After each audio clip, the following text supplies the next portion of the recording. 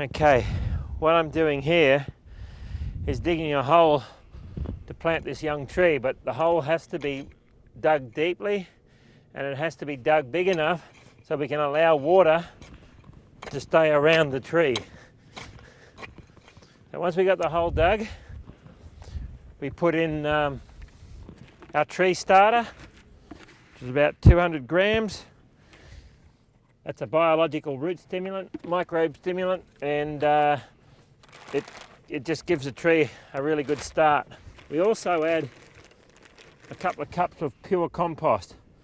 This is a fungal dominated compost that helps get the mycorrhizal around the root systems and put a bit of organic carbon into the soil. What we do, we just mix that in just so it's mixed in around the root.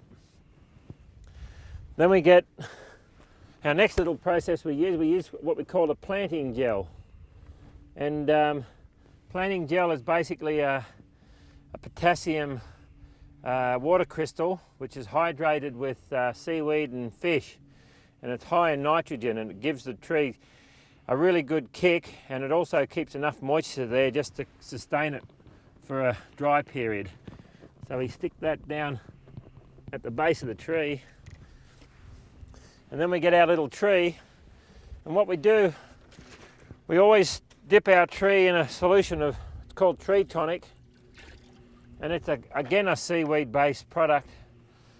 And when you're transplanting trees, there's always a stress involved. Even pulling it out of the tube, it's very stressful. It's like you being pulled out of bed on a cold morning and told to get out and go to work. It's you know, so what we do, we dip it, put the tree in. I mean, put the tree in always a little bit deeper in this country here, so we can actually build a bit of a dam around it to hold water, because every time it rains we want to capture water. So what we do, we build a nice dam that can probably carry 20 litres of water, and in the process of building that I always prepare it for the next step, because the next step is then we put an eco mulch mat around the tree. And what this does, it stops any weeds growing between the tree and the guard, and also it acts like 4 inches of mulch. It's like, you know, it's another thing, we're planting trees out in a very unfamiliar situation in the open, where the climate is totally changed from a forest system. So we're actually creating a microclimate for this little tree. Then we have these pink tree guards, and the idea of these guards are to provide a home from predation, wind buffeting, and why they're pink, it's the red spectrum of light that pushes photosynthetic action in a plant. So we get a far more vibrant plant under the pink, and a better root system, the whole thing. So then we stick the guard over the tree,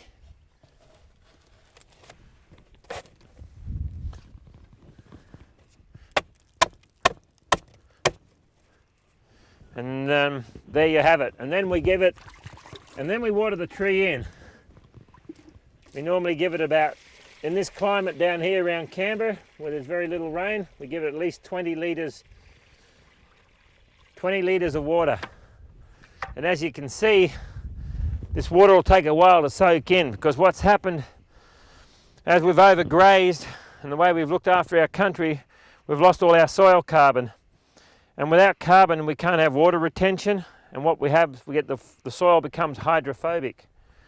And all the water wants to do is sit on top. So that's why it's important to have our little dam. Otherwise, as if you see here, the water just runs off, it beads off.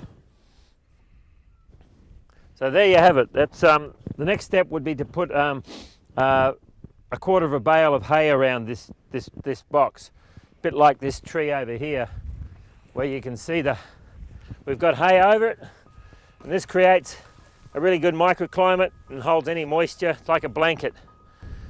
You can't have enough mulch. It's really important, you know.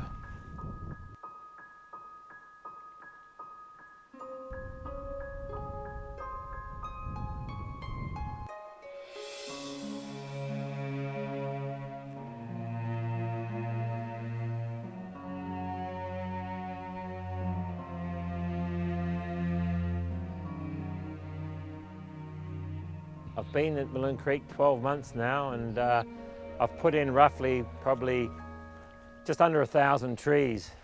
We would have had a lot more in, but it's just been so dry, and we've been waiting for a bit of moisture to go further. And what sort of trees do you plant? What we're doing on this swale here, on the top side of this swale, we're going to be planting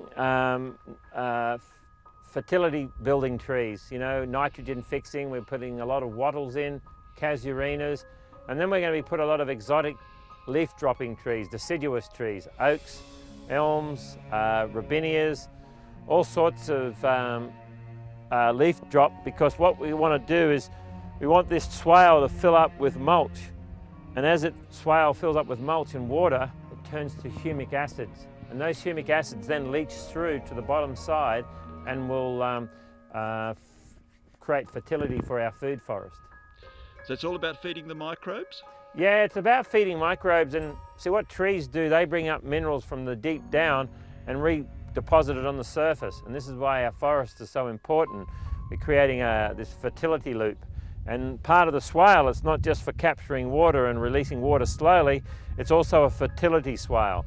So you're actually, by having all these leguminous trees and deciduous trees, you're filling that up with basically minerals that have come from deep in the earth and redepositing them on the surface again. What's your success rate with the trees you've planted? How many have you lost? In this swale, where we've got about 600 trees, we've lost about 6 trees. And is that because of your preparations, do you think? Yeah, everything, when we're growing trees, we try to do maximum preparation. We deep rip with a yeoman, oxygenating the soil, loosening it up, getting rid of compaction, and then my whole system of planting trees, as you've seen in the beforehand, we go to a lot of care, you know.